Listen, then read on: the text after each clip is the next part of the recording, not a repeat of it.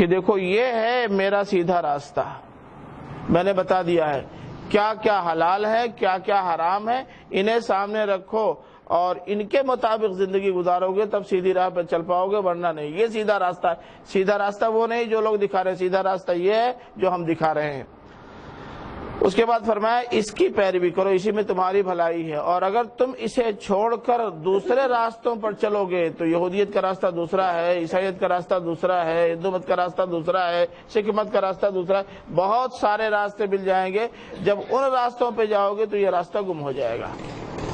اس لیے جو راستہ تمہیں دیا گیا ہے، جس راہ پہ چلنے کی تلقین کی جا رہی ہے، اس راہ پر چلو، تمہاری بھلائی اسی میں ہے۔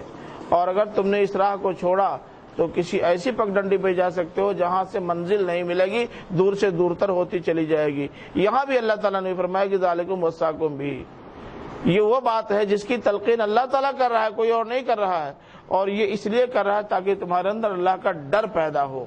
اور جن کے اندر اللہ کا ڈر پیدا ہو جاتا ہے کہ اللہ تعالیٰ کہیں ایسا نہ ہو کہ ہماری گرفت کر لے۔ میں اکثر اس میں نکاح کے خطبے میں یہ بات دہراتا رہتا ہوں کہ اللہ کا تقوی اختیار کرو۔ اللہ کا تقوی اختیار کرنے کا مطلب یہ ہے کہ جو کام بھی کرو یہ سوچ کر کرو کہ اللہ تعالیٰ اسے دیکھ رہا ہے۔ کام اچھا ہے تو انعام ملے گا، کام خراب ہے سزا ہوگی، اور سخت ترین سزا ہوگی۔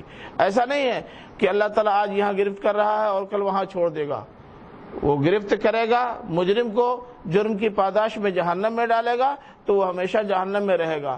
تو اس لیے ہمیں جہنم سے بچنے کی کوشش کرنی چاہیے، اور اللہ تعالیٰ کی اس تلقین کو اہمیت دینی چاہیے، اور اللہ کا خوف اور اللہ کا ڈر اندر پیدا کرنا چاہیے، تاکہ اللہ تعالیٰ کے یہاں ہمیں ناکامی و نامرادی کا منہ نہ دیکھنا پڑے اور اس کی کڑی سزا سے دوچار نہ ہونا پڑے۔